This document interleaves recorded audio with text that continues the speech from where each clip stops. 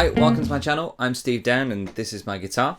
This is a new series. We're looking at Jim Hall's incredible All the Things You Are, which is taken from his album 3, which is a 1986 album that he did as a trio. As always, I'm going to be transcribing the entire tune, including his 2 choruses over the solo and also the trading that he does with Akira Tana, the drummer, on this record.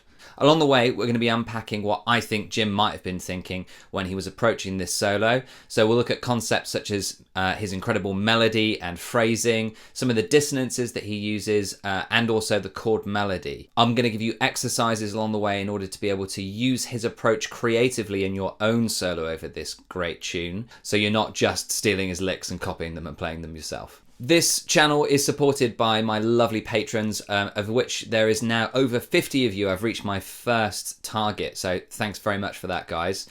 Just a quick readout of the names that have joined over the past 3 weeks whilst I've been taking a bit of a break. So thanks to Tobias, Miltos, Brian, Joe, Norbert, Nick, John, Tim, Jeffrey, and David. You guys are amazing, and thanks to all of the other patrons that have been with me since pretty much this time last year, actually. So yeah, thanks. If you want to join the Patreon community, then the link is on the screen here. Over there, you're going to get the full transcription of what we look at today, and also all of the exercise packs, as well as a backing track, which I've created specifically for this because I couldn't find one that had the Jim Hall vibe. So I've got my friends Joe Harris and Jamie Sefton, who got on his fretless bass for this one, to play on the backing track for this one. So big thanks to those guys. So if you want to grab the backing track, the transcription, and the exercise packs, then Patreon is the place to go to do that. If you just want to do a one-off thanks for the lesson and not join any subscription, then you can buy me a coffee. There is a link below.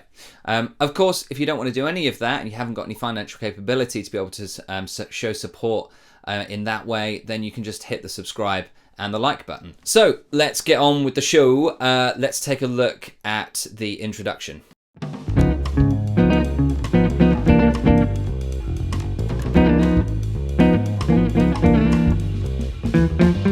So for the introduction, we've got 8 bars of a kind of, it's like a mambo songa kind of vibe that's going on there. I'm not sure exactly which is the emphasis, but it's that kind of area, that kind of Latin rhythm.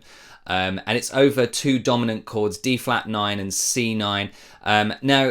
This is kind of Jim's version of it. Normally, I think if you go and listen to typical versions of All the Things You Are, and certainly the one that set out the real book, it doesn't quite sound like this. But this is just a really cool vibe that Jim's put over the top of this. So if you're going to approach this, you don't have to play exactly the same as Jim's doing it, but he's separating out the chords to the bass notes, the D flat, and then also the top notes as well, the 3rd, the 7th, and the 9th. So, and then a similar thing, but using some legato in the next 4 bars. So sliding up and down, and then. Okay, it's fairly simple. Watch out later in the outro as he extends this kind of concept. Let's move into the A section.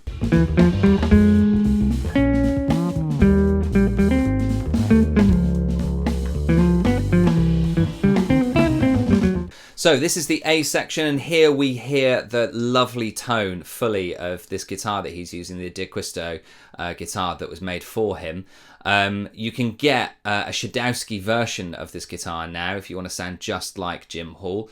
And he's playing it, I believe, through a Polytone Mini Brute. I don't know for sure. I couldn't find any pictures of the session to find out exactly what amp he's using. He does use Rolands as well, so it's possible he could have used a Roland on this one as well.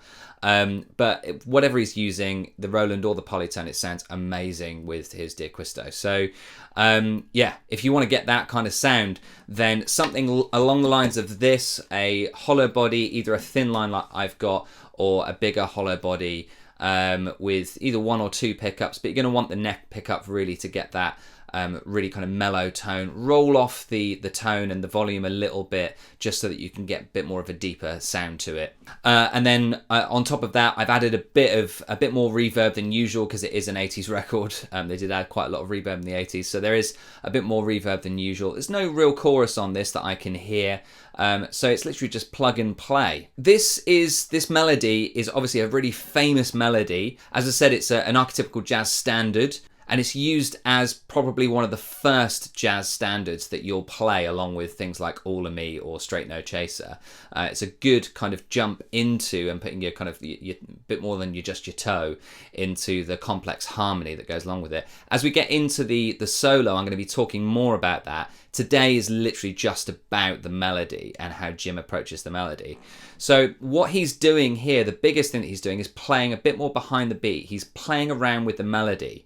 So here is an example of the melody played as it's written in the real book and as it's, would be played if you were going to play it pretty straight. And then an example of how Jim is approaching it, which is basically by delaying some of the beat by an eighth note or sometimes by a quarter note.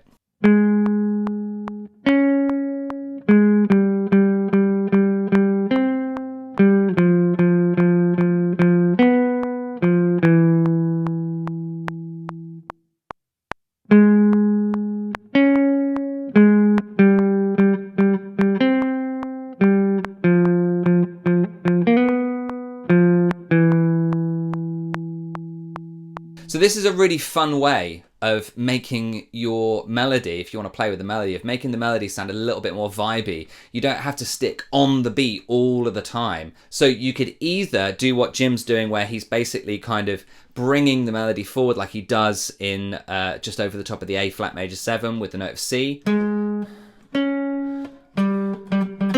rather than going, he's bringing that note a bit further forward. So you could try doing that yourself, or you could delay it like he does a little bit later on. The second thing to take a look at here is that he's using a chromatic approach to connect notes in the melody, and he's using legato to do this. So, for example, he goes from the A natural all the way down to the F natural using a series of pull-offs and a slide at the end. And I think that sounds great. It's a really good way of, again, just changing up the melody, making it sound a little bit more interesting. The final thing in these first 8 bars to take a look at is what I think he's doing is using geometric shapes. So what I mean by geometric shapes is, rather than thinking with scales or with, in terms of arpeggios or specific notes, altered notes or extensions, he's just creating a shape on the guitar. Now, I could be wrong here, but the fact that he plays something which is symmetrical like this just kind of shouts, I'm just trying to create something that sounds out using a shape.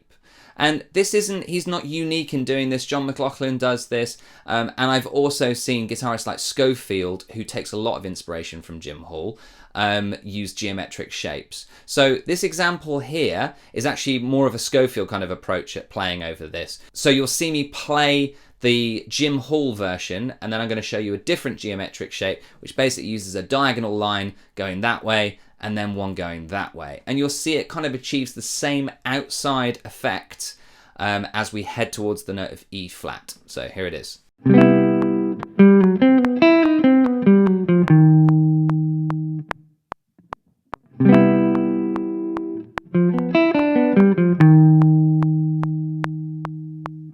And so this is a really cool thing that you can put in those 2 bars at the end of the first 8 bars of the A section, where you've got a big long note of E, which just lasts for 2 bars. And that's, it's quite boring. Sometimes it's good to leave space, but sometimes it's good to have something interesting in there. So using something like this kind of geometric shape approach is quite a cool little thing to put in to create some interest where there is none. Okay, let's take a look at the next 8 bars.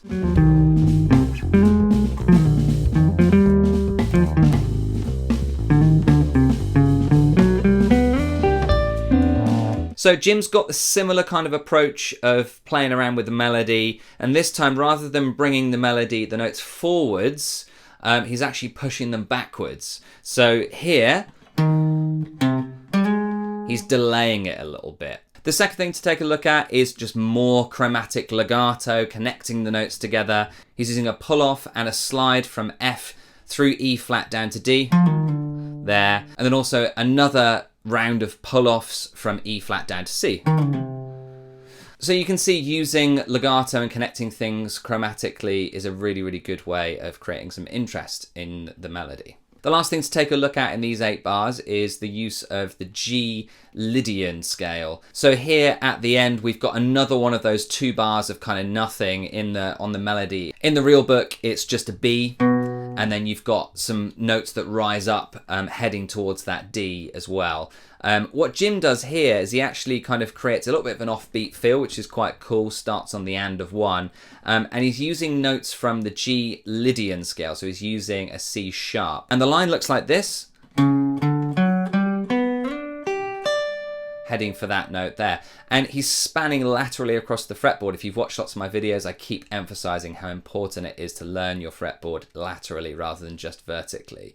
So this is another good example of that. Here's an exercise to help you be able to achieve that kind of thing by learning the vertical scales in 3 positions. And then I would encourage you to make sure that you connect them all together like Jim's done here.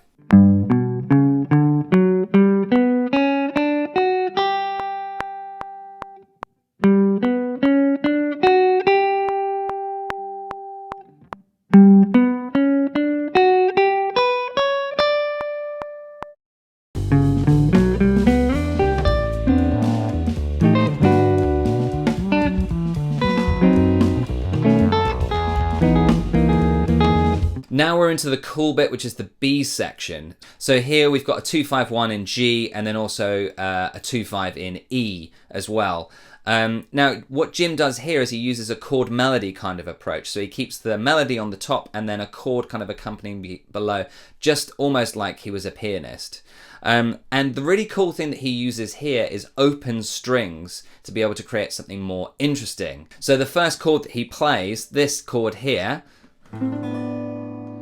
has a D on the top, which is the melody, which would make it kind of like an A minor 11, but he's also got the B and then the D there again, and then the C there. There's no sign of a 5th or a 7th in there, so it creates this lovely kind of open sound in there, kind of a suspended kind of sound almost. And what's really, really cool about this is you could continue this on using open strings in order to be able to make it sound really interesting. So here's an exercise with me playing the 2-5-1 just using open strings.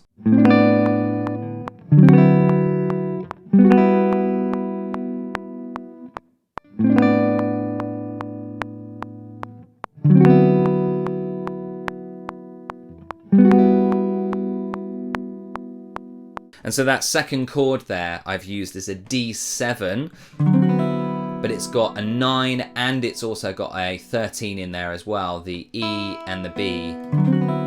And then when I'm playing the G major 7 at the end there, I've added in an open B, which is the 3rd, and then also an E at the top, which is your 13. So it just creates a really nice,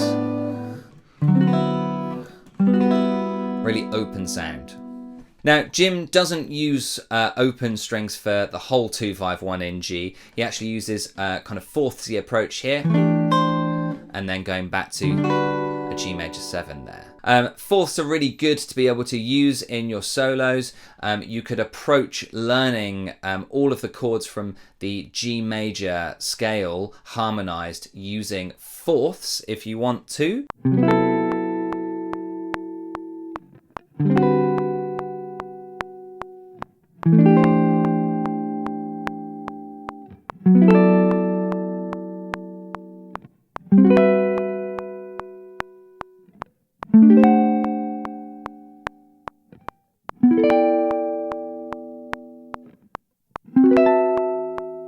For the second half of this section, he's using more kind of chord melody approach. Here, he's playing the melody note, the B in the top, and then he's playing a shell voicing of an F sharp minor 7 flat 5 below it. And then here he's using a broken chord of a B9 over the 5 chord. And then he's using a broken version of an E major 7, moving to the C7 sharp 9, using some lovely voice leading.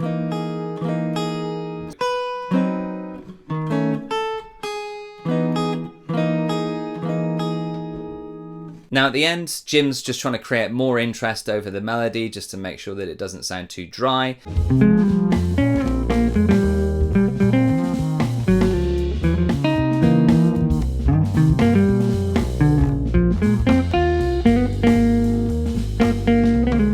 And the first thing that he does is use this kind of descending walking line between the third and the melody lines. So here he uses a descending kind of idea using scale tones.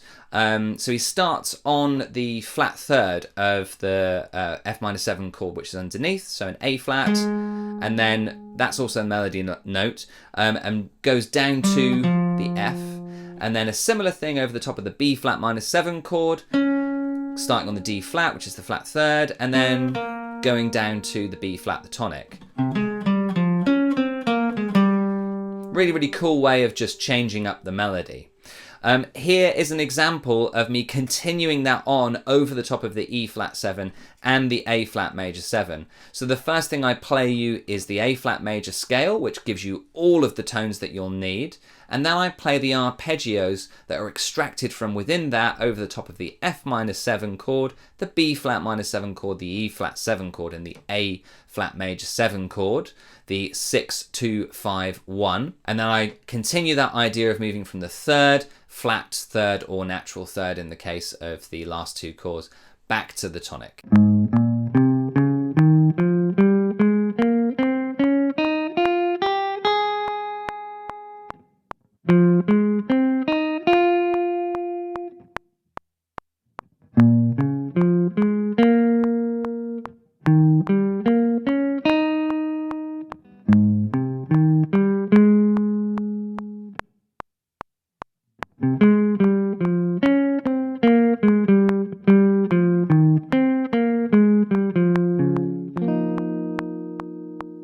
So this could be something that you use as an idea later on in your solo. I'm not suggesting that you have that approach for all 4 bars or 8 bars. You might just want to use it for 2 bars, but it's good to be able to see it continued over the top of all of the notes so you can see how you can actually use it. There's not much more to talk about towards the end of here. He's using a little bit of chord accompaniment towards the end over the top of the D flat minor 6. So he's using those 2 notes there, which are taken from the D flat minor 6 chord.